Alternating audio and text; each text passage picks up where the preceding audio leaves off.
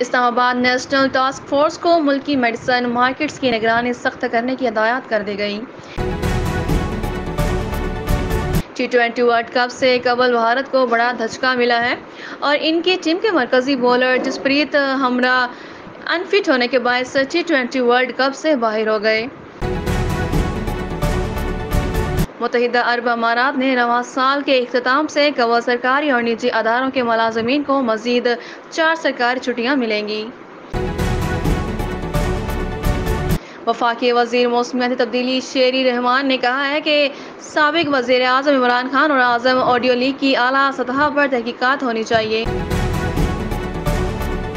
وزیر قانون اعظم نذیر تارڑ نے کہا ہے کہ سائفر پر عمران خان نے ملکی مفاد سے خطرناک کھیل کھیلا، اس پر کارروائی کی جائے گی تاکہ دوبارہ کوئی ایسا نہ کرے۔ ہوانا کیوبا کے تارکین وطن کی ایک کشتی خوفناک سمندری طوفان ایان کی زد میں آ کر ڈوب گئی۔